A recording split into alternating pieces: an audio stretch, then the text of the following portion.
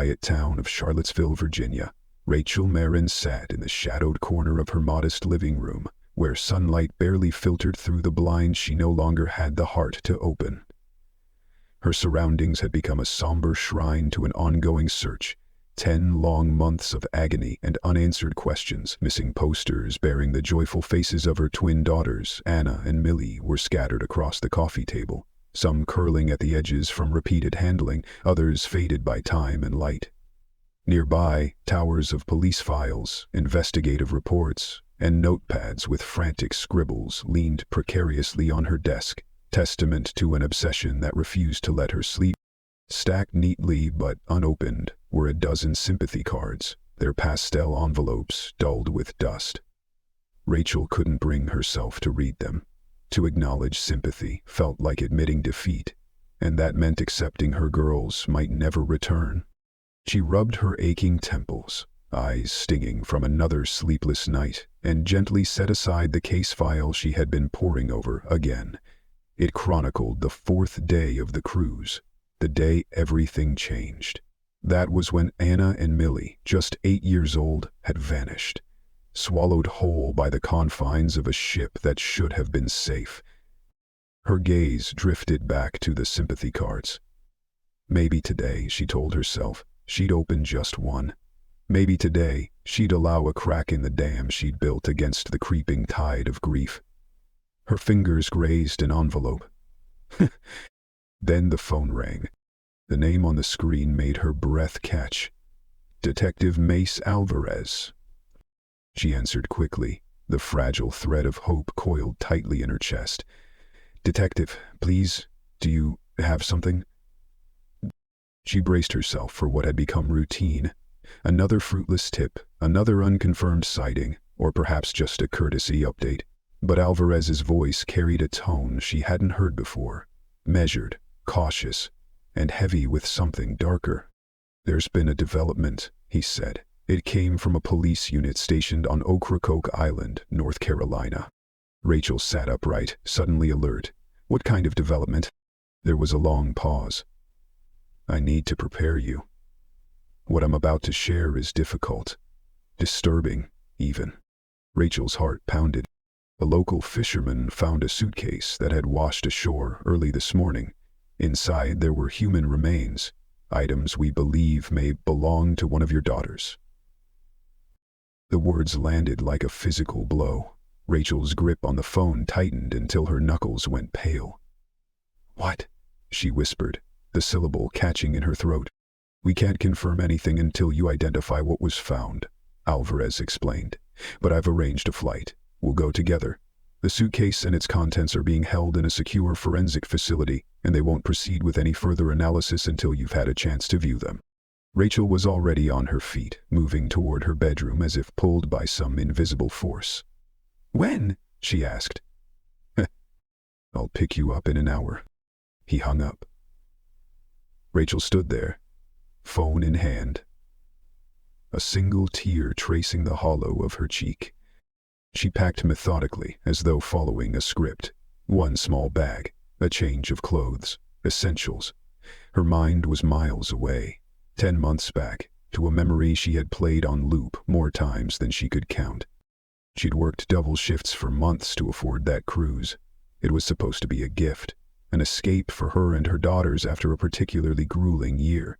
A week on the open sea full of sun-soaked adventures and laughter. She could still hear their voices echoing across the ship's deck.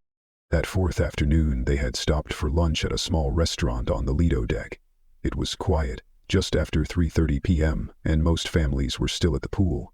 She remembered how Anna insisted on sitting by the window. Millie had been giggling over a spilled cup of apple juice. Rachel had stepped away to take a call, only 5 minutes outside, where the signal was better. When she returned, the girls were gone. The staff had seen them leave the restaurant, but had no idea where they went. What followed was a blur of rising panic. Rachel tore through every level of the massive vessel, her cries growing more desperate with each unanswered echo. Security teams initiated a full search. Announcements were made. Kids' clubs, restrooms, entertainment areas. Nothing was left unchecked. Every cabin was examined, even the locked and unassigned ones. Security footage later showed Anna and Millie at a poolside show, but after the performance ended and the crowd dispersed, they seemed to vanish into thin air. The next 24 hours unfolded like a waking nightmare. When no trace was found, maritime law kicked in. The ship's flag state was notified. The U.S. Coast Guard got involved, so did the FBI. Authorities at every port, past and future, were placed on alert. The cruise line's security measures were put under a microscope. Interviews were conducted with passengers and crew. Passports were checked. Whole luggage was searched. Speculation bloomed in the void left by facts. Some whispered the girls had fallen overboard. Others believed they were kidnapped when the ship made port. Officially, the cruise company maintained that their protocols had been followed. But that didn't change the reality. 2 children had disappeared from a ship in broad daylight, and nobody saw a thing. Now, Rachel moved on autopilot, going through the motions of a mother steeling herself for either the cruelest confirmation or the first real lead in nearly a year. An hour passed in the blink of an eye. A knock broke the silence. She opened the door to find Detective Alvarez standing there, dressed in plain clothes but wearing the weight of his duty in his eyes. "Are you ready?" he asked softly. Rachel nodded, locking her front door behind her as she joined him. They drove in silence. Alvarez said little, allowing her the space she needed. She appreciated that. No amount of preparation could soften what might lie ahead. The flight to North Carolina was a quiet affair. Rachel sat by the window, staring down at the shrinking towns and winding rivers below. Her thoughts swirled with memories, both precious and painful. Anna's mischievous grin, Millie's curious questions, the last time she held their hands. Alvarez sat beside her, reviewing documents on his tablet. Every now and then he'd glance her way, checking on her without saying a word.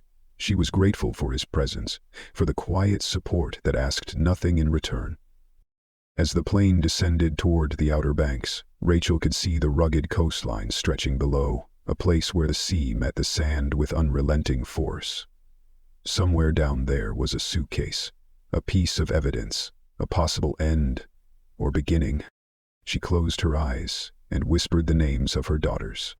Rachel steadied herself as the wheels of the plane touched down on the tarmac of a small regional airport tucked along North Carolina's coastal edge. Her fingers clutched the armrest, knuckles pale, not from the landing but from the weight of what waited on the other side. Detective Mace Alvarez, sitting beside her, cast a discreet glance in her direction, silently assessing her composure. She was doing her best to hold it together. Outside, a uniformed officer greeted them and led them to an unmarked cruiser. The drive was brief but quiet, winding through stretches of narrow roads flanked by tall pine trees that danced in the salty breeze. Their destination emerged without fanfare. A single-story brick building, simple and stark, marked only by a modest wooden sign. Sheriff's Substation. It sat quietly among the trees, far from the noise of town, its unassuming appearance belying the gravity of what it now held. "This is where they transferred everything from Ocracoke," Alvarez explained as they climbed the front steps. "It's the nearest facility equipped to handle sensitive forensic evidence." Inside, the air turned clinical. Fluorescent lights flickered faintly above, casting a sterile glow on linoleum floors and cinder block walls. A deputy with a tight jaw and solemn expression escorted them through a maze of narrow corridors until they reached a heavy door at the back. Alvarez placed a gentle hand on Rachel's arm before they entered.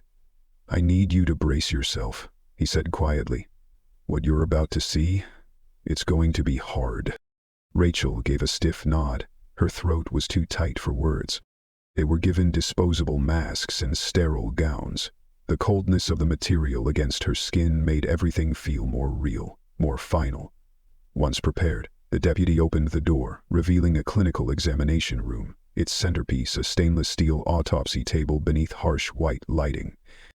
To the side stood a man in his late 50s, with weather-beaten skin and calloused hands, features of a life spent outdoors.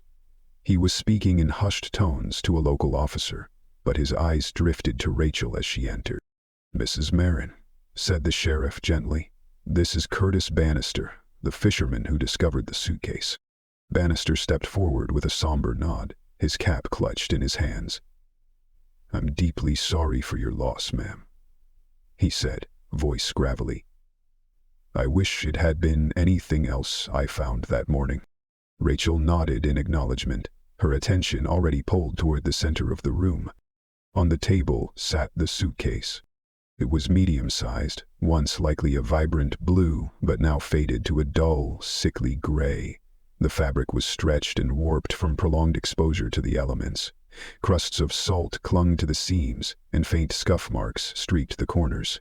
It looked bloated, as though it had swallowed the sea itself. Standing beside it was a medical examiner, clad in full protective gear, his gloved hands poised above the case. He waited for Rachel's signal before proceeding. "We've photographed and cataloged everything as it was found," he said in a measured tone. "With your permission, I'll begin now." Rachel placed one hand on the edge of a nearby steel counter for support, her knees already threatening to buckle. She nodded. The examiner carefully unlatched the suitcase and lifted the lid. The stench of decay was subdued by the cold, but still present, faint, metallic, and unnatural. Inside were the partial remains of a small child. The body had suffered extensive decomposition, skin sloughed, bones exposed in places, but it had been wrapped in multiple layers of clothing, some of which had helped preserve key identifiers. Tears streamed down Rachel's face the moment her eyes locked onto a faded red t-shirt bearing the silhouette of Minnie Mouse, Millie's favorite. Beneath the fragile remains, a pair of blue swim goggles rested awkwardly. The letter Mim was still etched faintly on one side. That's Millie's shirt," Rachel whispered, her voice cracking. "Those are her goggles. I bought 2 sets. Millie's had an M and Anna's had an R." The examiner nodded respectfully. "Given these items, we believe the remains are likely your daughter's. However, we'd like your consent to obtain a DNA sample for absolute confirmation." Rachel inhaled shakily. "Of course. Take whatever you need, but I know that's my baby." Detective Alvarez placed a hand on her shoulder, his touch grounding her as the examiner retrieved a sealed evidence bag from a nearby table. "There was something else found in the suitcase," he said, "something that doesn't match with the rest of the child's belongings." Inside the bag was a weathered silver Zippo lighter. Its surface was marred by oxidation, dulled by months in seawater. Despite the corrosion, the engraved initials K were still clearly visible on the casing.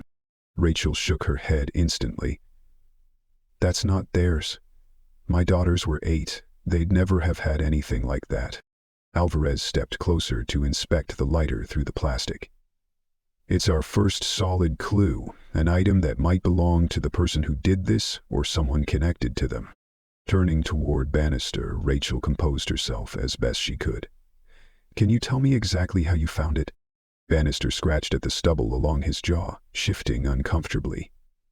"I take a walk along the shoreline most mornings," he said. "I saw something odd washed up, not the usual driftwood or trash. When I got closer, I caught a whiff. It wasn't good.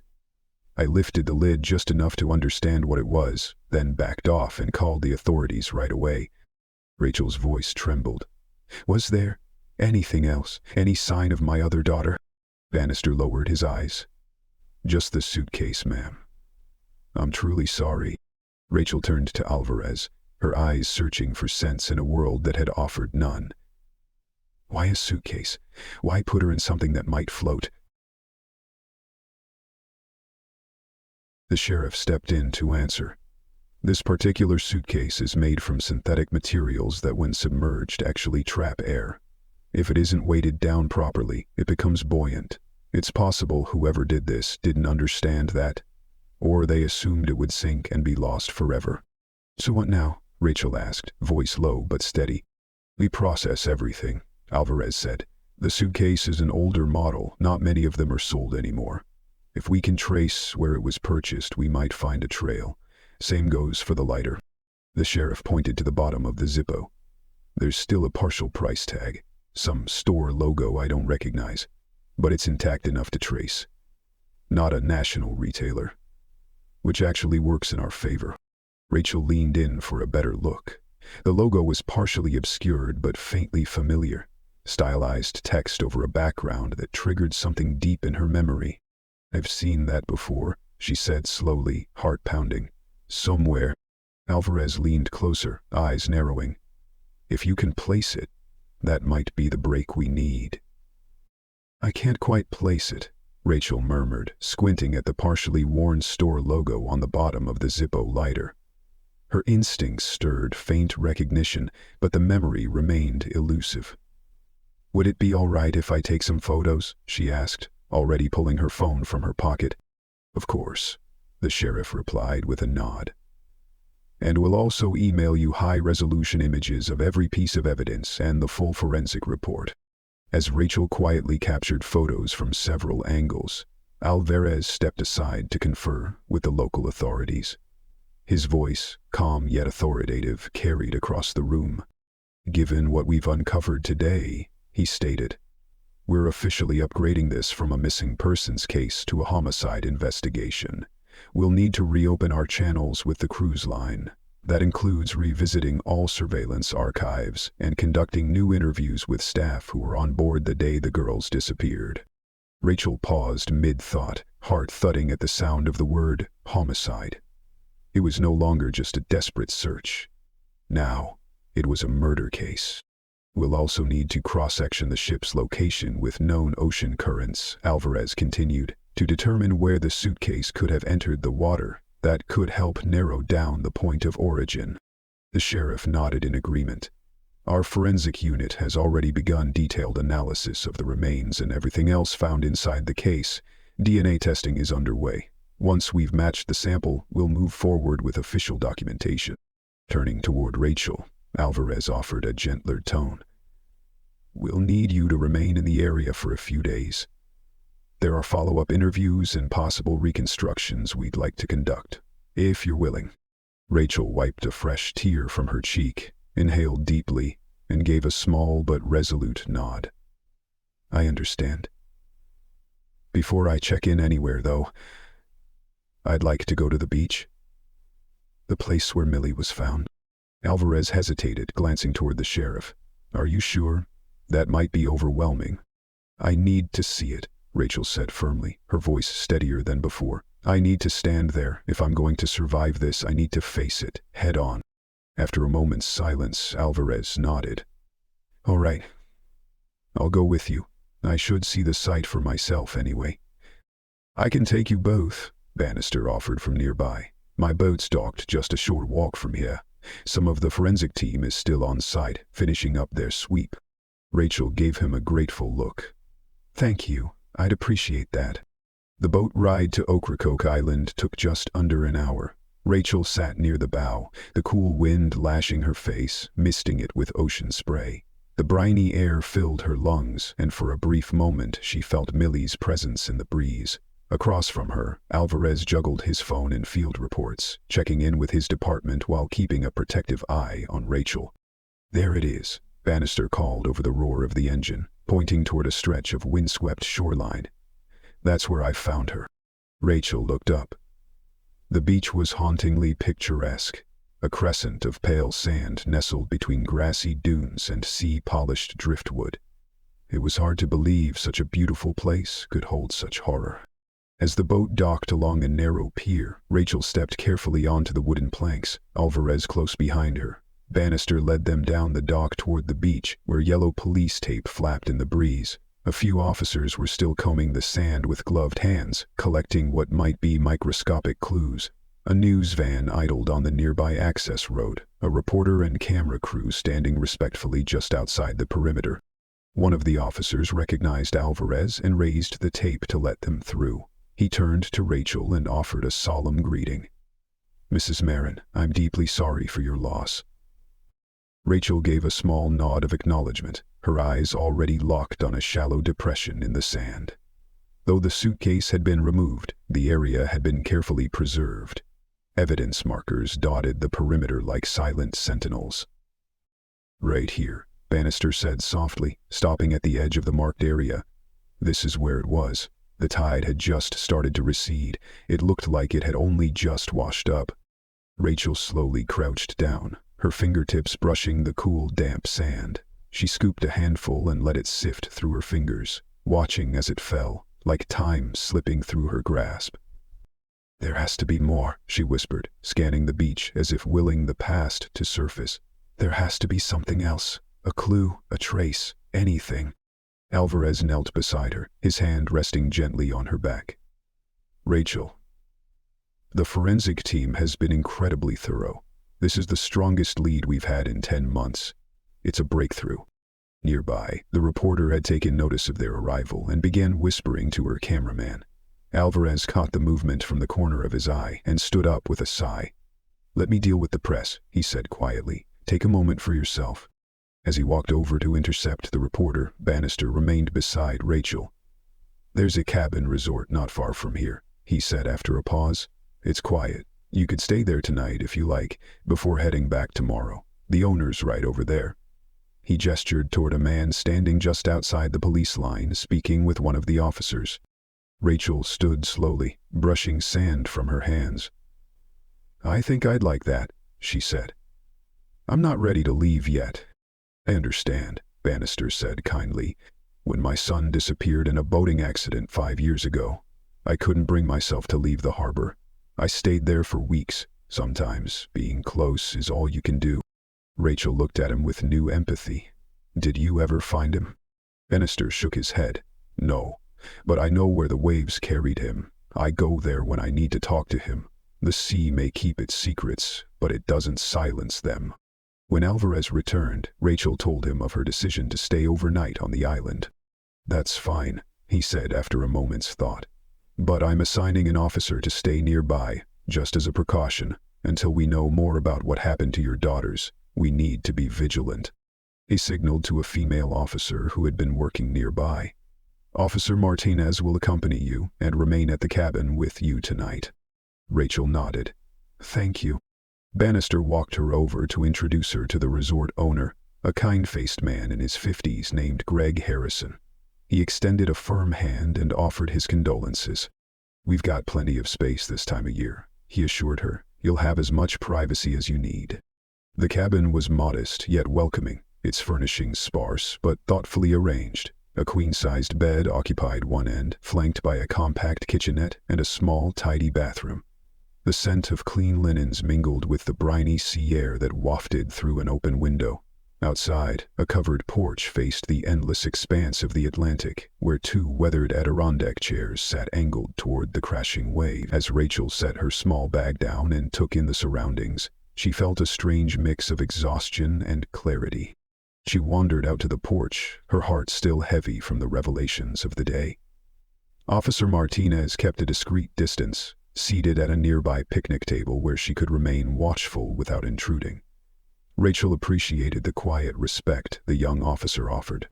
A few minutes passed before a waitress from the resort's small dining area approached. She carried a steaming mug and offered it with a warm smile. "Complimentary welcome drink," the young woman said gently. "I heard about your daughter. I'm so sorry." Rachel accepted the mug with a quiet "thank you," her fingers curling around its warmth. The coffee's heat radiated through her palms, grounding her in the moment as she sat in one of the chairs and stared out at the endless, churning sea. The same ocean that had delivered her daughter's remains now moved on, waves tumbling and breaking with serene indifference to human grief. As the sun dipped lower on the horizon, casting long golden streaks across the surf, Rachel noticed movement from the cabin opposite hers. A man emerged, mid-40s, dressed casually in jeans and a windbreaker. He seemed to be preparing to leave, patting his pockets and glancing over his shoulder, as if ensuring he hadn't forgotten anything. He set a small duffel on the table outside his door while fumbling with the lock. Rachel's gaze lingered on him for no particular reason, until a glint of light caught her eye. Something small and metallic had been left on the table. Curiosity stirred, and she stood, walking slowly across the gravel path between their cabins. On the table she found a half-empty pack of cigarettes and a silver lighter. The object shimmered in the last light of day. She picked it up, turning it over in her hands, and froze. On the bottom of the lighter was a price sticker, and beneath the faded adhesive, just visible, was a store logo, identical to the one she had seen on the lighter recovered with Millie's remains.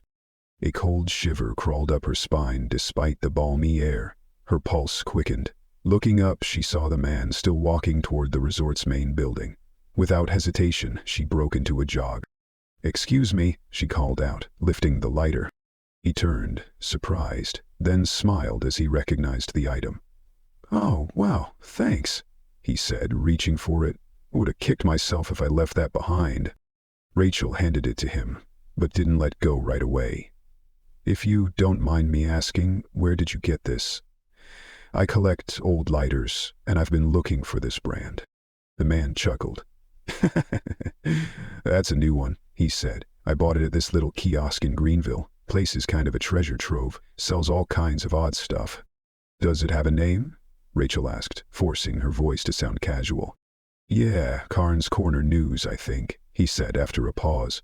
"It's run by this older guy. Real character. He's always got deals going. Smokes, magazines, random gear, you name it." "Hushbo?" I said. Rachel's heartbeat pounded in her ears. "I'm not from Greenville, but there's a similar shop in Charlottesville where I live. Might be the same chain." Before she could press further, a staff member from the resort approached, carrying a piece of luggage. "Sir," she called, "you forgot this in your cabin. We found it during the final room check." Rachel turned just as the suitcase was set down beside them. It was unmistakable. Medium size. Square. The same faded blue as the one she had seen in the sheriff's office. Same model. Same worn seams. Rachel's breath caught in her throat. "Where did you get that suitcase?" she asked, the question spilling from her lips. The man looked down at the case, then back at her with a bemused grin. "That? Same place I got the lighter. The guy at the kiosk threw it in for cheap.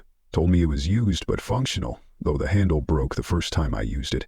Honestly, it's junk. You can have it if you want. Save me having to dump it." "Really?" Rachel asked, her voice barely steady. "Would you mind?" He shrugged. "Sure, it's all yours." Rachel nodded. "May I ask your name? I'd like to send you a thank you or something, just in case this turns out to be important." The man hesitated, confused by her intensity, but then relented. "Jeff Thornton," he said, pulling a card from his wallet. "Here's my info." She took it with trembling hands. "Thank you, truly. Can I ask why you're so interested in my old suitcase?" Thornton inquired, now visibly concerned. Rachel drew a steadying breath. "I'm working with the police. My daughters went missing 10 months ago. One of them was found inside a suitcase exactly like that." Thornton paled. "Jesus, I had no idea. I'm so sorry. If I'd known, I wouldn't have. God, that's awful." "It is," Rachel said softly, "but your information might help lead us to who's responsible." As Thornton left to catch his ferry, Rachel returned to her cabin, the suitcase tucked under her arm. Officer Martinez eyed her curiously, but didn't ask. Rachel placed the suitcase on the bed and reached for her phone. Her hands shook as she tapped Detective Alvarez's contact. "Earlier, I haven't left the island yet," Alvarez answered. "Is something wrong?" Rachel wasted no time. She relayed everything. The lighter, the identical suitcase, the man's account of buying both from a kiosk called Carnes Corner News in Greenville.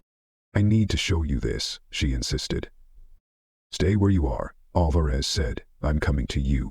15 minutes later, Rachel stood at the edge of the property near the sand dunes, Officer Martinez nearby, when she spotted Alvarez approaching. He was deep in conversation with Curtis Bannister, who had apparently joined him on the return trip. As they neared, Rachel also noticed the news van pulling away, its crew done for the evening. "Show me," Alvarez said without preamble. Rachel led them to her porch and pointed to the suitcase. She described the exchange with Thornton and the matching price sticker on the lighter he had left behind. "The kiosk's name is Carnes Corner News," she finished. Alvarez's eyes narrowed. "Carnes," he repeated, then turned toward his radio. "Dispatch, I need everything you can find on a business named Carnes Corner News in Greenville. Ownership records, employee history, transaction records, everything." Rachel stood silently, listening to the surf, heart racing with the possibility that this chance encounter could be the break they'd needed all along. Rachel recounted what the tourist Jeff Thornton had told her, that the owner of the Greenville kiosk was an older man, always wheeling and dealing, selling odd items alongside magazines and cigarettes. "If that suitcase is the same kind Millie was found in," she said quietly, "and the lighter carries the same store sticker as the one recovered with her remains, engraved with the initials KE, then this isn't some random overlap. It can't be a coincidence." Alvarez nodded as he closely examined the suitcase. "This might be the break we've been hoping for," he said, his tone cautious but charged with urgency. Just then his radio crackled with incoming chatter. "Detective Alvarez, this is dispatch. We've located the information you requested. Carnes Corner News is registered to a Douglas Carnes, age 57. There are 3 locations currently operating, one in Greenville, one in Charlotte, and a newly approved location in Virginia Beach scheduled to open next month. Sending you both the business and residential addresses now." Alvarez checked his phone as the message and attachments came through. "It's late afternoon, but we've still got some daylight. Let's not waste it. We're going to check out the Greenville kiosk in person." They made their way back to the marina, boarding the police boat with Officer Martinez and Curtis Bannister, who offered to navigate them quickly back to the mainland. The return trip felt shorter, the weight of urgency propelling them forward. Rachel stared out across the water, her mind a whirl of possibilities. Could this Douglas Carnes truly be connected? Could they finally be getting close? Once ashore, Alvarez requisitioned a department vehicle, and they drove directly to the address provided for the Greenville location of Carnes Corner News. It turned out to be a small, freestanding kiosk nestled in the corner of a strip mall parking lot. Its exterior was plain, sun-bleached signage advertising newspapers, magazines, and lottery tickets. A collage of convenience items peeked through the glass display case, hinting at the odds and ends. And behind the counter stood a thin man in his 30s, rearranging cigarette packs with practiced indifference. He looked up as they stepped through the door. "Can I help you?" he asked casually. "Just so you know, we're about to close." Alvarez stepped forward and displayed his badge. "Detective Mace Alvarez, Virginia State Police. Are you the owner of this business?" The man shook his head. "No, sir. I'm just the guy who runs it during the week. Mr. Carnes owns it." "Is he here now?" Alvarez pressed. "No, he rarely comes in. Maybe once a week, if that. He checks in on the books, sees what needs restocking, then moves on to the next location. Mostly stays off-site." "Do you have contact details for him?" Alvarez asked. The clerk hesitated for a moment, then bent down behind the counter and produced a business card. "Here, this has his number and the business's mailing address." Rachel stepped up beside Alvarez. "Do you sell Zippo lighters here?" she asked. The clerk gestured to a display case beside the register. "Sure do. Got a few different styles right there." Rachel and Alvarez examined the selection. The lighters were nearly identical in shape and build to the one that had been found with Millie's remains, minus the engraved initials. Alvarez pulled out his phone and brought up a photo of the evidence lighter. "Have you seen this one specifically? It has the initials KE etched into the side." The clerk leaned in, squinting. "Looks familiar. We sell a lot of these. People sometimes get them engraved after they leave here, though. That's not something we do in-house." "What about suitcases?" Rachel asked. "Do you sell those here too?" The man blinked, confused. "No, ma'am. We're a newsstand, not a luggage store." Rachel shot a glance at Alvarez. "The tourist said he bought his suitcase here." The clerk scratched his head. "Well, sometimes Mr. Carnes brings in his own stuff to sell. He'll drop off weird items, used camping gear, backpacks, an old clock radio once. I don't ask questions, just sell what he leaves." "Thank you," Alvarez said, taking the business card. "If Mr. Carnes comes by, don't mention we were here. It's important for our investigation that he doesn't know we're looking into him yet." Back in the car, Rachel turned to Alvarez. "Can we drive by his home address? Maybe we'll spot something." Alvarez considered for a moment. "We can do a drive-by, but I can't go inside without a warrant. We'll need more solid evidence before we can request one." They drove into a quiet neighborhood, full of modest single-story homes. As they neared the address tied to Douglas Carnes, the tension in the car thickened. The house in question was a pale yellow bungalow with white trim, nestled behind a neatly trimmed hedge. A car sat in the driveway. "Look at that plate," Rachel said sharply, pointing. "The first letters are DK and the last two are KE. Alvarez frowned. "Interesting. DK could be Douglas Carnes, KE could just be coincidence. Let's not leap." They sat parked across the street for several minutes, watching. The curtains were drawn and no movement was visible inside. There was nothing overtly suspicious, but then again, nothing reassuring either. "We should head back to the station," Alvarez said at last. "We need to coordinate with local law enforcement and work through the proper channels. If Carnes is connected to what happened to your daughters, we can't afford to make a mistake." Rachel nodded, suddenly weary. "I'm exhausted. Could you drop me at the ferry station? I'll head back to the cabin for the night." "I'd rather not risk the public ferry," Alvarez said. "Officer Martinez can take you in the police boat. It's safer and more discreet." As they neared the harbor, Rachel caught a glimpse of a vehicle idling in the ferry line. Her breath caught. "A car," she whispered, grabbing Alvarez's arm. "It has the same license plate. D, K, and K. K, E." Alvarez followed her gaze. Through the rear window, faint outlines could be seen. An adult behind the wheel, and what appeared to be a child in the back seat. "That could be anyone," Alvarez cautioned. "We don't have confirmation yet." But Rachel was already moving, her instincts in overdrive. "I just want to see who's inside," she called back, walking faster toward the line of cars. "Rachel, wait!" Alvarez shouted, hurrying to catch up, but she was already threading through the parked vehicles, drawn forward by a need stronger than fear. Rachel moved swiftly toward the ferry terminal checkpoint, her eyes locked on the vehicle ahead. She barely registered the ticketing officer scanning each car's pass. Her heart raced, fueled by something stronger than suspicion, an unshakable maternal instinct. Through the open driver's window of a mid-sized sedan, she spotted a child seated in the back, partially obscured by the adult woman beside her. The girl squirmed, visibly distressed, as the woman kept a tight grip on her wrist. Though the child's features were partially hidden, Rachel felt her breath hitch. Something about the curve of her cheek, the shade of her hair, the subtle tilt of her head. Every part of Rachel screamed familiarity. "Rayleigh," she whispered, the name escaping like a prayer. "That's my Rachel." Behind her, Detective Alvarez caught up, seizing her arm gently but firmly. "You can't just walk up to strangers' cars," he warned. "We need more than instinct. We don't have confirmation." Rachel jerked free. "I saw her face, just a flash, but it was her. I know it." Alvarez hesitated, eyes narrowing toward the vehicle now 3 cars away from boarding the ferry. Finally, he turned to Officer Martinez. "Stay with Rachel. I'll talk to the booth operator." He strode toward the ticketing officer, speaking low and quick. The man glanced back at the vehicle, which still waited in line, and gave a subtle nod. Moments later, Alvarez returned.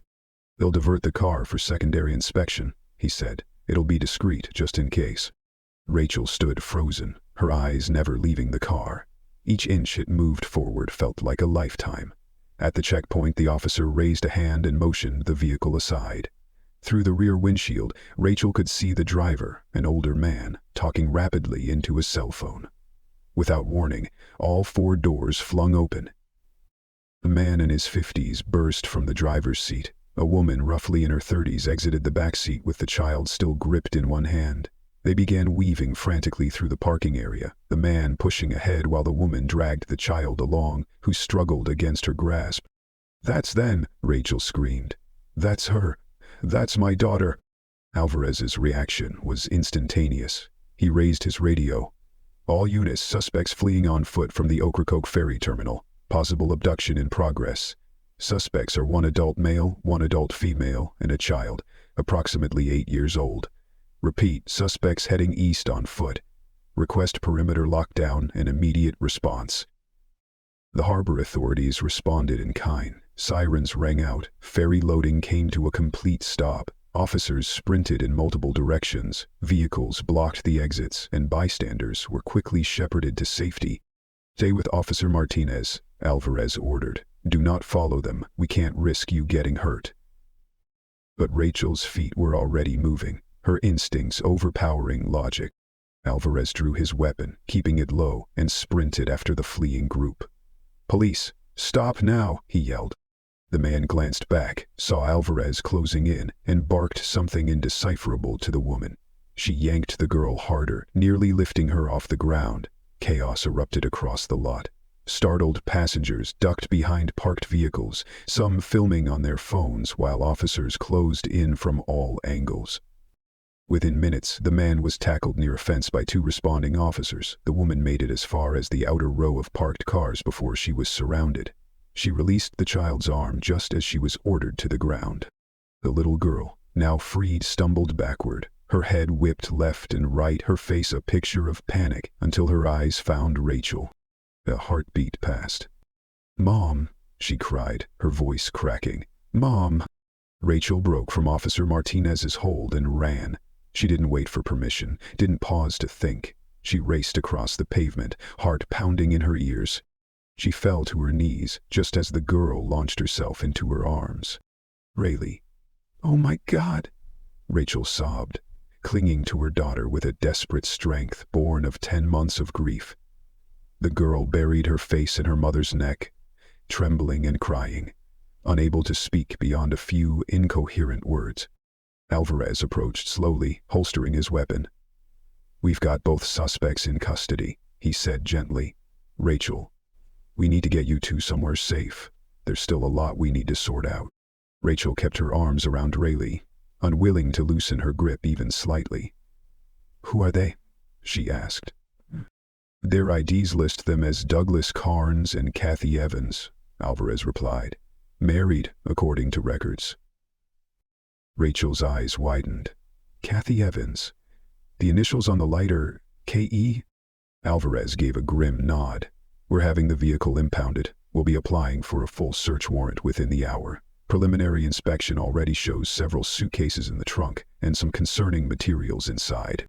Rachel looked down at her daughter, finally able to take in the full picture.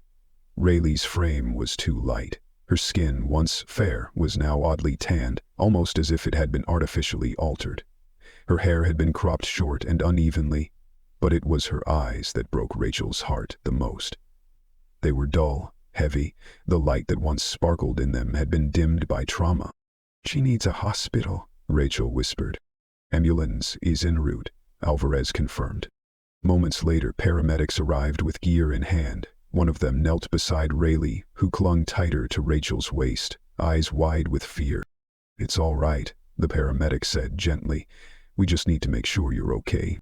As they checked her vitals, Rayleigh recoiled slightly from the penlight aimed at her eyes. She turned her head and murmured, "Please stop taking pictures."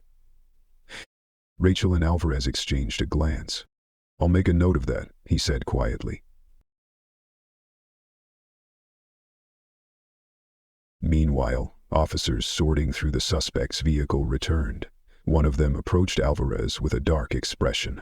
"We found 2 boxes of magazines, illicit content, child-themed, and syringes in the back seat, likely containing sedatives." Alvarez's jaw tightened. "Get CSI on this now. Document everything.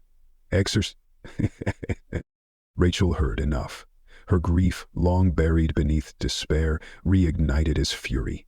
She turned her gaze to the patrol cars where Carnes and Evans were being restrained and processed separately. She had her daughter back, but the nightmare was far from over. Rachel didn't hesitate. As officers were securing Douglas Carnes in the back of the cruiser, she stormed toward him, her voice breaking free in a scream that echoed across the lot. "You monster," she shouted, the fury in her voice cutting through the din of radios and sirens.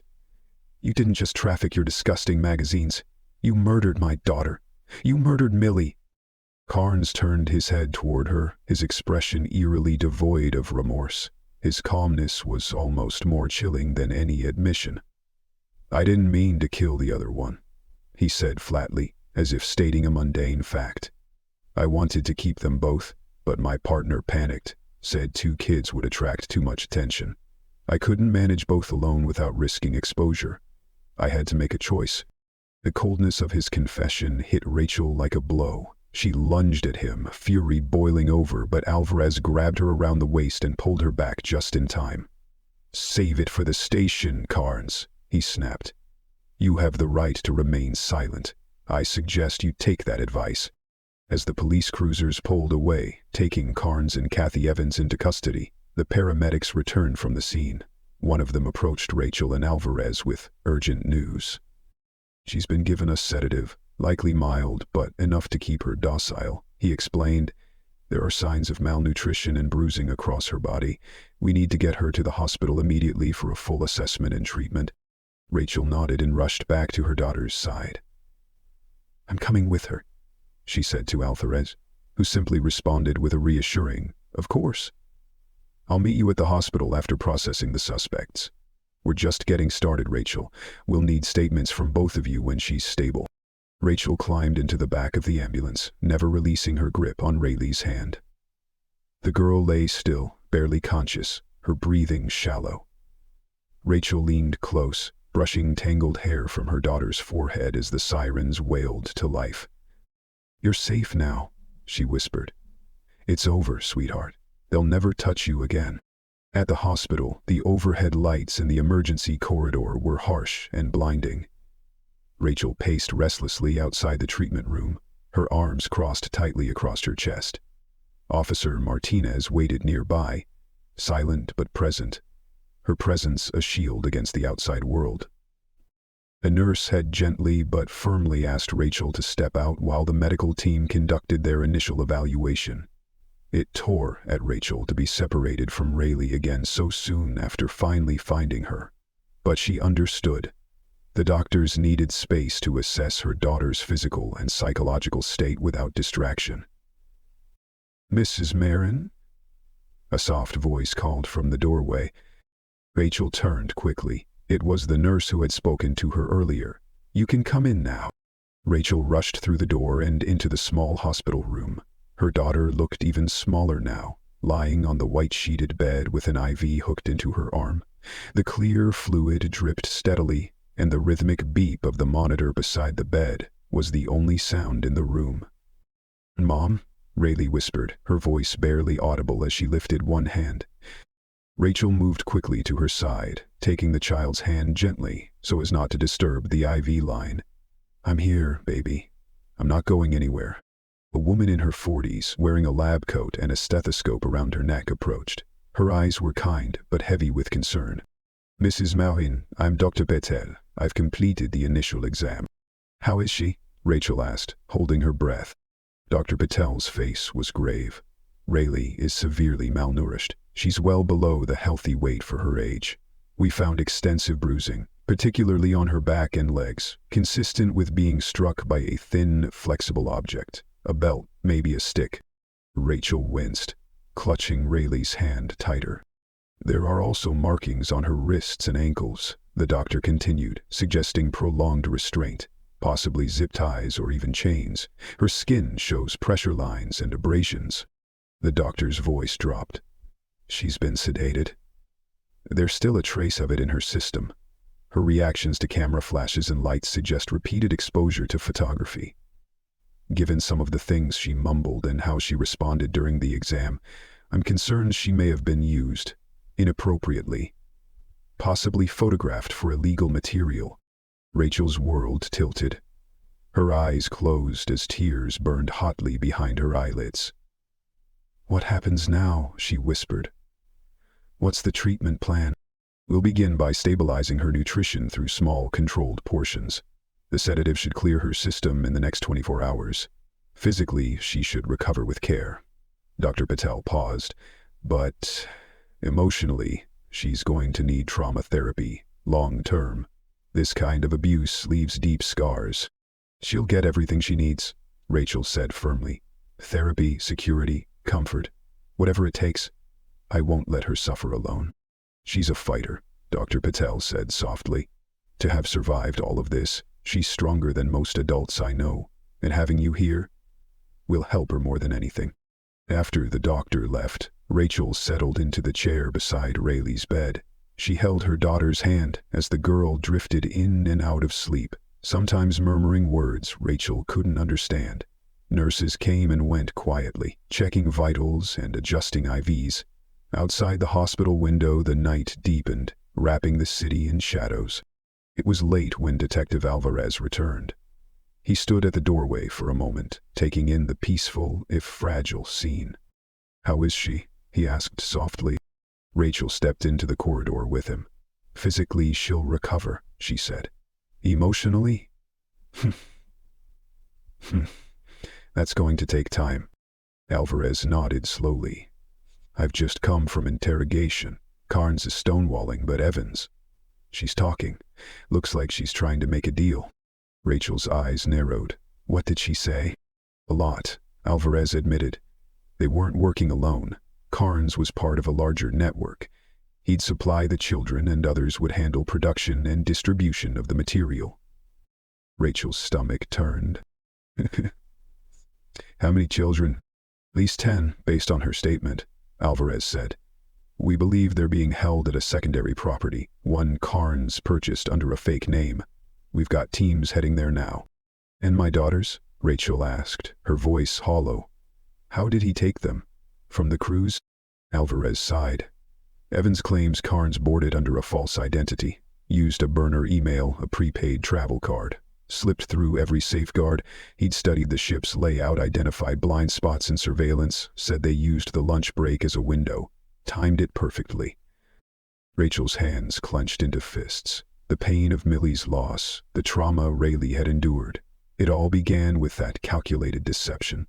"But we found him," she whispered, "and we'll find those other children too." Carnes had orchestrated the abduction with chilling precision. Disguising himself as a maintenance worker aboard the cruise ship, he had stolen a uniform from a storage closet early in the voyage, blending seamlessly with the legitimate crew. Using a small palm-sized device, he managed to disable the security camera near one of the staff hallways, just long enough to carry out his plan, unnoticed. Rachel leaned against the wall of the hospital hallway, trying to absorb what she was hearing from Detective Alvarez. The cold, methodical way this man had stalked and taken her daughters was almost too much to fathom. "But how did he get them to go with him?" she asked, her voice shaking. "My girls knew better than to trust strangers." Alvarez's face was hard. According to Evans, he'd been watching them from the moment the cruise began. He saw them laughing during one of the ship's magic shows and decided to use that to his advantage. When he found them alone later that afternoon, he performed a simple card trick, one he'd picked up from observing the magician on board. They were charmed. They trusted him. Rachel closed her eyes, picturing it, her bright, curious daughters giggling at the sleight of hand, eyes wide with wonder. They would have followed a friendly face, especially one who seemed to know magic. He led them to a back corridor, near the staff quarters. Alvarez continued. There were fewer cameras there, less chance of being spotted. "And Millie?" Rachel whispered. "What happened to her?" Alvarez's expression darkened. Evans wasn't present for that part, but she said Carnes told her later he had intended to take both girls, but his previous partner, not Evans, got spooked when he saw they were twins. He said 2 kids would attract too much attention. They argued, and the partner backed out. Rachel's breath caught in her throat. "Two Carners made a choice," Alvarez said quietly. "He suffocated Millie. No signs of struggle. No wounds. He wrapped her body in her own clothes, placed her gently in the suitcase, and tossed it overboard from an unmonitored section of deck, where waste is sometimes jettisoned." Rachel pressed a trembling hand to her mouth, the image almost too much to bear. "Pan Rayleigh?" she asked, tears welling in her eyes. He hid her in the small bathroom of his private cabin until the ship docked in Key West the next morning. He gave her just enough sedative to keep her docile but awake, and threatened her with Millie's fate if she made a sound. They left the ship during the morning rush, when the staff was focused on families with children. He used disguises, sunglasses, a fake beard, and different clothes. Rachel's knees buckled slightly. She gripped the wall for balance. They'd prepared fake paperwork for her. After leaving the ship, he'd moved her between multiple safe houses from Key West to several cities up the coast, Florida, Georgia, and finally North Carolina. Rachel's voice dropped to a whisper. Was he stalking us before the cruise? Alvarez nodded grimly. Evans said Carnes often traveled and kept tabs on potential targets. She recalled him mentioning seeing beautiful twin girls in Virginia. We believe he saw you and your daughters sometime before the cruise and chose you specifically. It wasn't random. A sick, cold sensation coiled in Rachel's gut. She remembered taking the girls to a community fair a few months before the trip. Had he been there, watching? And the lighter? She asked after a moment. With the K engraved, was that intentional? Apparently not, Alvarez said. Evans said it was her personal lighter. Somehow, it ended up with Millie's belongings when Carnes was in a hurry to dispose of the evidence. She said she'd been looking for it for months. Rachel turned her eyes toward the hospital room window, where Rayleigh still slept. We need to make sure they never get out, and all those magazines, those disgusting images, they have to be destroyed. Those kids don't deserve to have their trauma passed around forever. We've already contacted federal authorities, Alvarez said. This case is much bigger than just Carnes and Evans, but I give you my word, they're going to pay for everything they've done. We're going to dismantle every part of this network. He placed a hand gently on her shoulder. You should get some rest. You've been through hell, and Rayleigh's going to need you strong when she wakes up. Rachel nodded slowly. The adrenaline that had carried her through the last 24 hours was finally wearing off. Thank you, Detective, for not giving up on her. Alvarez gave a small, respectful nod before turning to leave. Rachel stepped back into her daughter's room and settled into the uncomfortable hospital chair beside the bed, her hand wrapped around Rayleigh's smaller one. Despite the horror of what she'd learned, there was a strange, grounding peace in being close to her daughter again. Millie was gone, and nothing would change that. But Rayleigh was alive. As dawn broke, golden light streamed through the thin hospital curtains, casting soft shadows across the sterile room. Rachel stirred from an uneasy sleep, her neck aching from the awkward angle in the chair. For a moment, she didn't remember where she was, until her eyes landed on the hospital bed and the sleeping girl within it. Rayleigh's breathing was steady, her colors slightly improved. An untouched breakfast tray sat on the small table beside the bed, its contents bland and unappetizing. There was a gentle knock on the door. A nurse stepped in, followed by Dr. Patel. Good morning, Mrs. Marin, the doctor said softly. How did she sleep? Restlessly, Rachel replied. She had nightmares. She kept mumbling in her sleep, but I couldn't make out the words. Dr. Patel nodded, reviewing the chart. That's to be expected. The drugs in her system are wearing off, but she's going to experience psychological distress for a while. We'd like to run a few more tests today. With your permission, of course. Do whatever she needs, Rachel said. As the doctor conducted her examination, Officer Martinez appeared at the door, looking as tired as Rachel felt. Mrs. Marin, she said, Detective Alvarez called. He's on his way here. He has an update. Rachel offered a tired smile. Thank you for staying all night. Martinez shrugged. It's my job, but I've got to say, I've never worked a case like this. You're one lucky woman.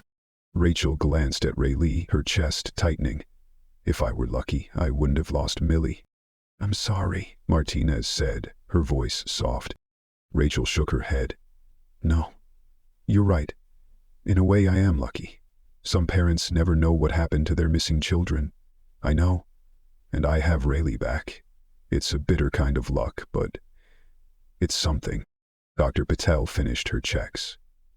Her vitals are improving. The sedatives are nearly out of her system. We'll monitor her closely and begin trauma counseling sessions as soon as possible. Dr. Patel's voice was steady, but her words struck with weight.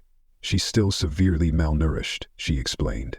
We'll begin with a carefully monitored diet today, small portions rich in nutrients, introduced gradually to avoid refeeding syndrome. Her body's been starved for too long to handle normal intake safely. Rachel nodded slowly, absorbing the gravity of the doctor's words. When can I take her home? Not for at least a few more days, Patel replied gently. We need to stabilize her physical condition and conduct a thorough psychological evaluation. And even once she's discharged, she'll require ongoing care. Regular medical checkups, intensive therapy, and likely a structured recovery plan. Rachel accepted the long road ahead without hesitation. She would do whatever it took. About an hour later, Rayleigh began to stir. Her eyelids fluttered like moth wings, and confusion blanketed her face as she blinked into the hospital light. Then, recognition dawned. Her gaze locked onto Rachel's face. "Mom?" she whispered. The word tentative, as if it might vanish if spoken too loudly. Rachel moved instantly, her hand reaching out to cradle her daughter's. "I'm here, sweetheart. I'm not going anywhere. You're safe now." Tears welled in Rayleigh's eyes and her lip quivered. "Millie, where's Millie?"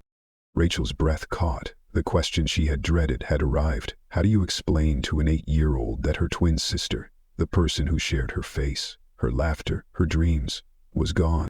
Before she could answer, Detective Alvarez stepped quietly into the room. His face was grave but softened by the satisfaction of progress. "May I come in?" he asked. Rachel nodded, grateful for the momentary reprieve. Alvarez removed his hat, speaking gently. "Morning, Rachel." He turned to Rayleigh, his voice shifting into a softer register. "Hi, I'm Detective Alvarez. I've been helping your mom look for you." Rayleigh regarded him cautiously, her body instinctively pulling closer to her mother. Her mother. "It's okay," Rachel reassured her. "Detective Alvarez is one of the good guys. He's been working day and night to bring you home." Alvarez maintained a respectful distance. "I thought you'd both want to know. Early this morning, we executed a raid on another property owned by Douglas Carnes, this one on Cedar Island. It's where he had planned to take you next." Rachel straightened. "Did you find anyone there?" "We did," Alvarez said. 3 more children, all alive, though in similar condition to Rayleigh. Some of them have been missing for over a year. We're providing medical care and working to identify and reunite them with their families." Rachel gasped, a wave of both horror and relief washing over her. "What about Carnes and Evans?" she asked. "Are they talking?" Alvarez nodded grimly. "Evans has given a full confession. She's seeking leniency at sentencing, says the guilt became unbearable. She coordinated operations from the mainland, keeping tabs on locations and communication while Carnes moved the children." "And Carnes?" Rachel asked, voice tight. "Still refusing to talk, but with Evans's testimony, the physical evidence, and now the recovered victims, he's facing multiple life sentences. There's no way he walks away from this." "Good," Rachel said fiercely. "I hope they both rot in prison. I don't care if she's confessing now. Evans still helped. She helped him keep my daughter locked up like an animal." "She'll be charged accordingly," Alvarez assured her. "Her cooperation may lessen her sentence slightly, but she will not walk free." Rachel glanced over her shoulder at Rayleigh, who had drifted off again under the influence of medication. "What happens next?" "We'll need a full statement from you, and from Rayleigh eventually, but not until she's ready. There's no pressure. Her recovery is the priority." Rachel placed a hand over her heart, grateful for his compassion. "Thank you, Detective, for everything." "I'm just glad she's home," Alvarez said. "In all my years doing this, I've never seen a case like this end with a child returning alive. It's rare. It's a miracle." When he left, Rachel returned to Rayleigh's side. The girl was awake again, her small fingers gripping the edge of her blanket.